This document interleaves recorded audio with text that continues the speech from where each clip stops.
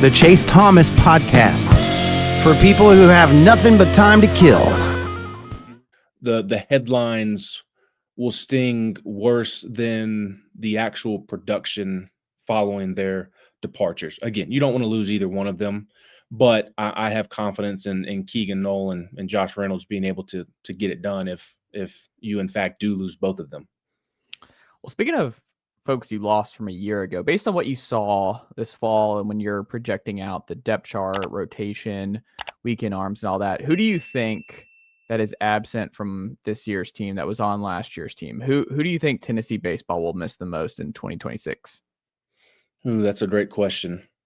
And I'll say Andrew Fischer. I think I'll say Andrew Fischer because I think the offense is not totally proven. I think it's going to be a really good offense. Don't get me wrong. There's a lot of talent in there, but who can you absolutely count on here November 17th? Who do you know for a fact you can count on as they exit fall practice? I think there's only 2.5, 3.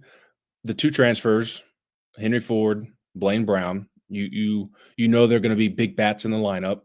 And then I would say Levi Clark. And I kind of count him as my half just because he is going from a freshman to a sophomore. He reminds me so much of Jordan Beck, where it's just natural power, natural athleticism, had a humongous freshman year.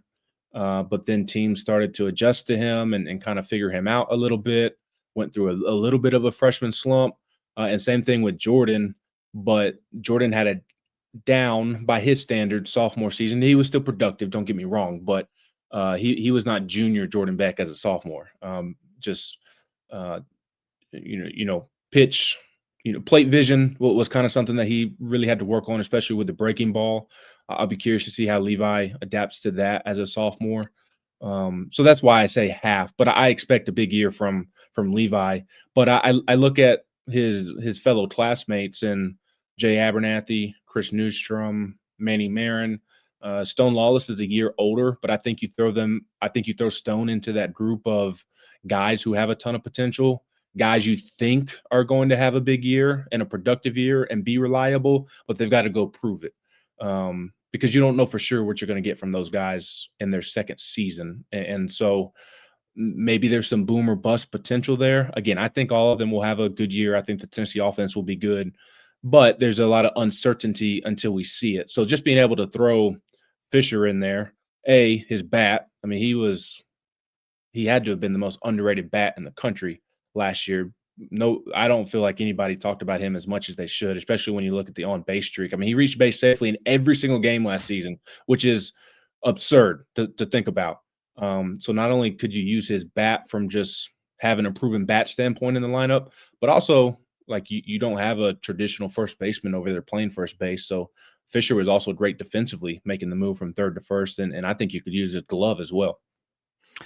Yeah, and the Fischer thing, because I think Henry Ford obviously comes in with more fanfare. Obviously, like Henry Ford came in where there was so much draft risk, and it just felt like a huge win to get the number 1 portal player this cycle in Henry Ford. But Fischer, we knew he was good, but like the strikeout stuff, right? When he came in from Ole Miss, he felt like a boomer bust type of, I shouldn't say there was no bust potential in terms of like strikeout or home run is, I guess, a better way to frame it. And like you said, he got on base every time. Like his ability to just make it extremely arduous for everybody to get him out was just not something I think any of us had in our bingo card. And I think you're right. I mean, he was definitely Tennessee's best hitter and someone that we're definitely going to miss. I guess part of me just kind of wonders how weird it's going to be. Like, maybe this is overthinking it, but you have a better feel for the guys in the clubhouse here. Like, you kind of wish you had Hunter Ensley for one more year. If you had known Tony and Q and Frank might all be gone this next year, you're like, it'd be nice to have the Hunter lieutenant still kind of easing this transition a little bit, because I don't really know who that is on this roster. Like, I don't really know. Barnes kind of had to deal with it this year on the basketball front of just like, man, it's Cade and I don't know where else we're going. Like, I guess Bishop has kind of worked himself in there, and we'll see how that continues to progress for him. But I do kind of wonder about that, because Hunter has just been kind of the locker room leader, right? Like, he's been the face of Tennessee baseball, really. And the I don't know. There's just so many things about Hunter. It just feels like he's been a part of this program, been an everyday player for a long time, that him not being around is going to be very, very bizarre. And you kind of wonder, like, man, one more year of Hunter would have been really nice. I agree. Now I do think that Fischer fits some of those boxes or checks some of those boxes that you just discussed with Hunter. I know that Fischer wasn't around as long, but going into a second season with Tennessee, like he'd be able to provide that leadership and help with the transition. He was as mature as anybody in that clubhouse and not afraid to speak his mind, even more than Hunter. Just a different. I do view Andrew as a leader. I think he was a really good one. Would have been an excellent one in his second season. A different leader than Hunter. Hunter's more quiet, lead by example, speaks up when he needs to. Fischer's not afraid to. He kind of can lead in a lot of different ways, but that's neither here nor there. Hunter would be my second choice because you need an outfielder. I look at the outfield and it's like, okay, who is playing where? And then on the leadership standpoint, I think helping with the transition, I think that sophomore group that I just talked about and Stone Lawless as a redshirt sophomore, Stone, Jay, Manny, Levi, Newstrom, they all have big time leadership qualities to them. And I spoke with Tony early October, late September, for like a fall baseball generic Q&A that never ran. And one of my questions was about the leadership. I ask about the leadership every fall because I think it's as critical as anything during that time of the year. And he talked about that sophomore group really grabbing the bull by the horns and trying to lead the right way. And they were no doubt the leaders of the team. And he was talking about Jay and Levi and guys like that, Stone. So I think that's your group that helps with the transition. But to your point, you'd certainly like somebody that's really been through it here at Tennessee. And the leadership would be great to have from Hunter, have back. But like I was saying about the outfield, you look at the outfield and I mean, they're lacking proven guys in the outfield. They've got, and I think more on the defensive side than anything, because I think they have bats they can throw out there, but how are they going to be defensively? And I'm a Reese Chapman fan, but I think throwing Reese Chapman in center field kind of speaks to their need for outfielders defensively. Josh was very confident in Reese's ability to play all three outfield spots when he was asked about it following the conclusion of fall practice. So maybe it's just the fact that I haven't seen it that makes me feel weird. But Henry Ford, corner outfielder, and Tyler Myatt, are you throwing him in a corner outfield? Where's Blaine Brown? I think Blaine Brown might be the most explosive bat in the lineup this season. You love Blaine Brown. Nobody loves Blaine Brown like Ben McKee. Ben McKee has been on the Blaine Brown train for so long now. You're kind of like me with JP Estrella. Like I bought the JP Estrella stock 2 years ago, and shout out to my guy JP. Clarence Mazamba 4-3. But Blaine Brown is your guy. Blaine Brown at bats is Ben Key. Don't talk to Ben McKee when Blaine Brown is up to plate this spring. No, I don't think Tennessee fans are going to want to be spoken to when he is at the plate this spring. Somebody told me that Lance Berkman thought the world of Blaine Brown, and I was convinced. I was sold. But how serious is he as a pitcher? I think that dictates where he plays. If he's going to be somebody that is getting an inning or two a week, then you're going to have to DH him, which takes him out of the outfield. You've had 3 outfielders enter the portal the last couple of days, in part because Tennessee has a roster crunch and needed to get the roster down to a certain number. I think they've got to get down to 39, and they were at 44-ish, if I'm not mistaken.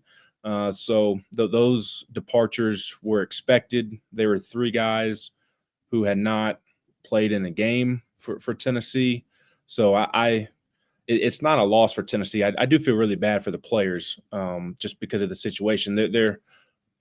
It's something that should have been handled under Tony Vitello, quite frankly, in terms of the roster crunch and should have been taken care of prior to needing to take care of it now. But you've lost 3 outfielders. You don't have any really – you don't have the cupboard is bare a little bit. So I think looking at Hunter as your answer is a great one too, just because there aren't any obvious answers. You can throw Newstrom out there, you can throw Abernathy out there as well.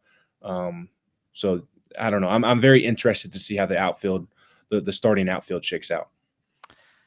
Yeah, because I think in the middle, I mean, you feel good. Like I feel like they're going to give Ariel the first chance to make it work. I think because I think in a perfect world, you want the defense there, right? And if he can just hit enough, you're like, man, if we could have an infield or the inner part of the infield of Manny and Ariel, like that's a really, really strong second and shortstop. They can hit enough, both of them. And then, like I've said all offseason, Q and now the new strength and conditioning coach, they just need to be, every time they see Manny Marin anywhere around the facility, just throwing an Uncrustable at him.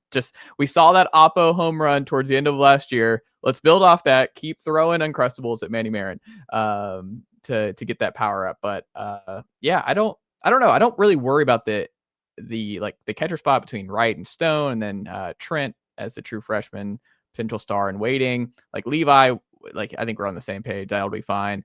And then Newstrom can play anywhere in the infield, right? And so if you have to move, if Ford wants to play third base for MLB draft purposes and he can be okay at that hot corner, then I still think you're probably all right, because Blaine Brown, natural DH guy, Reese somewhere in the outfield, Jay in the outfield, and then who are we missing in left? Who would be in left in this scenario? Because I think Newstrom, Myatt maybe. Oh, the one that we're forgetting is Blake Grimmer. He's Blake Grim Dog. Yeah, that's who I knew. I was forgetting. He'll be in the starting lineup. Yeah. It's just a matter is he starting in left or will he start at third? So it might just be Ford plays in one of those spots and Grimmer's in the other one. Yeah, I certainly think so. I mean, Grimmer was one of their best bats this fall. Granted, I missed the first half of fall, but I got to watch the last 3 to 4 weeks. But from my understanding, Grimmer was one of the best bats out there, and when I was out there the last couple of weeks, I saw it with my own eyes. And he's an older guy. Yeah. He played a nice left field. He made a couple of nice diving catches to end the fall as well. So I Ford and Grimmer are certainly going to be in the starting lineup, which we already knew with Ford. I think fans may forget about Grimmer, but he'll be out there for sure. And Ford, you could put him in right as well. But yeah, I agree with you there with Antigua. He probably gets the first crack at it. I'd be lying if I said I wasn't in believe it when I see it mode, just in terms of him proving himself in the spring. That would obviously be a great development for Tennessee. And it would certainly complicate things with the lineup, because then somebody's going to be an odd man out. If Ariel's Newstrom's the loser there, I think, unfortunately. And I'm a big Newey guy. Again? I think Newstrom's the loser there. If Ariel sticks, I think Newey's the loser, unfortunately. Yeah, I'm afraid so. Which I hate, because I love Newstrom's energy. I love Newey. He's a utility guy, right? He's got an edge to him that you want on the field at all times. But he's also a guy that can play. You mentioned all over the infield. He can play all over the outfield as well. I mean, he can play a number of positions, and he has a lot of potential in that bat. But I do think in that scenario, you slide Manny over to third.